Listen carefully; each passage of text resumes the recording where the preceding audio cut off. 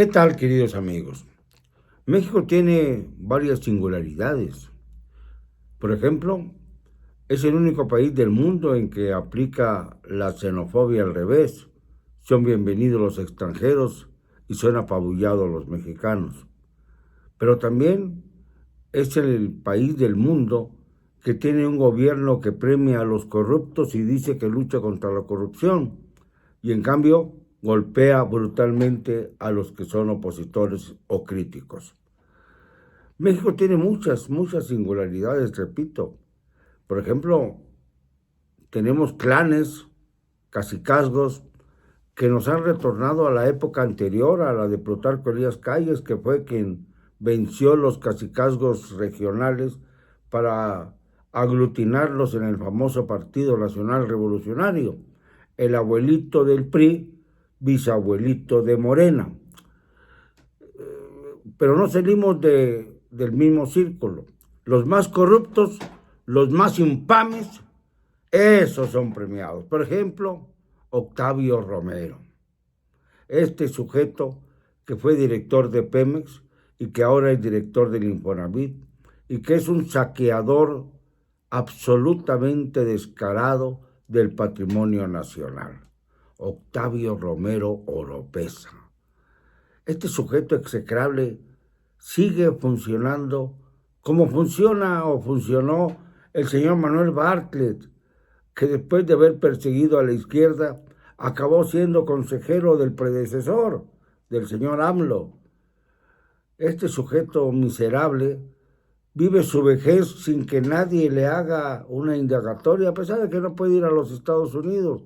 Lo desafiamos a que haga un viajecito al Paso, Texas, a ver cómo le va. Digo al Paso, Texas, por hablar de la frontera, de lo más cercano. A él, a ver si le permiten pasar el muro.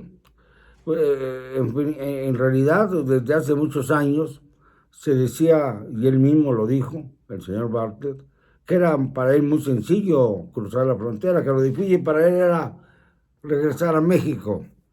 Este cinismo abyecto es el que manejan muchos de los corruptos actuales que están bajo el mando de Claudia Sheinbaum.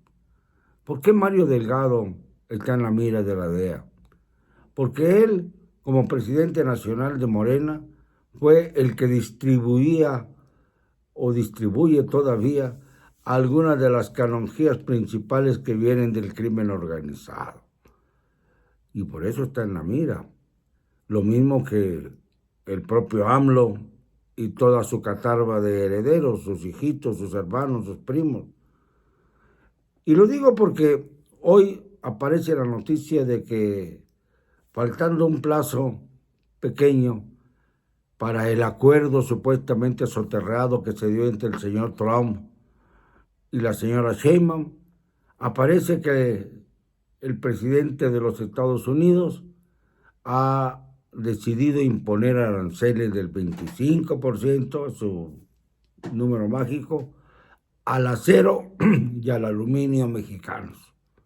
También a los canadienses les va mal, pero esto es consecuencia, dice la propia Secretaría de Estado, de Estados Unidos, claro, de que naturalmente México no ha cumplido con los estándares de seguridad que fueron obligados durante aquella conversación de 45 minutos que marcó el rumbo no solo del 2025, sino de todo el periodo constitucional de Claudia Sheinbaum, si logra cumplir el periodo que le fue adscrito de manera absolutamente inconstitucional y a través de un fraude cibernético monumental.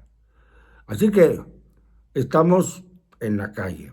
Y por esa razón tenemos que seguir insistiendo en que es necesario que las grandes cabezas que han tenido alianzas con el narcotráfico vayan desapareciendo del mapa político de México para que puedan ser juzgados por sus conexiones non santas. Ya hablamos de 2 gobernadores, de 3 ya, que son evidentemente Alfonso Durazo Montaño, Américo Villarreal, el primero de Sonora, el segundo de Tamaulipas, y sobre todo, sobre todos ellos, el famoso gobernador de Sinaloa, Rubén Rocha Moya, que es el primero que debe caer ante la embestida de la DEA, de la CIA, de la NSA, del FBI, que tienen expedientes grandes, enormes, que comprometen de manera descarada y brutal a estos personajes de la vida nacional. Mientras tanto, la prensa diaria da poca cuenta de todos estos fenómenos que sin duda alguna agravan la relación de México y los Estados Unidos. Desgraciadamente, en los Estados Unidos hay un hombre que parece chivo en cristalería, rompe todos los cristales que se le vengan encima y además está enloquecido, está furioso contra México porque no han cumplido los miembros del gobierno con sus esperanzas de que le entregaran las cabezas principales, no a los sicarios de poca monta, los mallitos, los chapitos, no.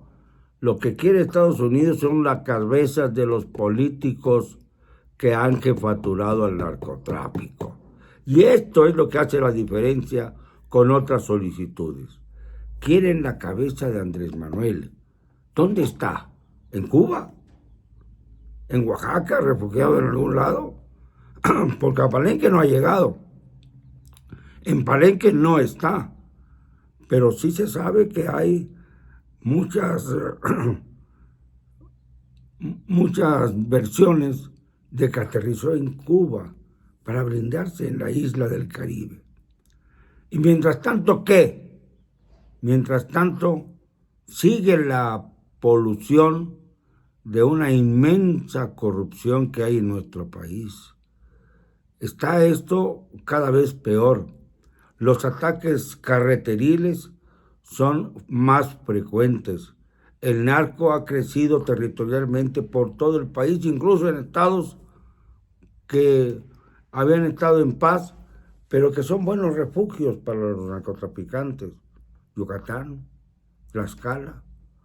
Y esto es especialmente complicado porque ambos estados, los que acabo de mencionar, son gobernados por Morena y no tenían tantos problemas antes.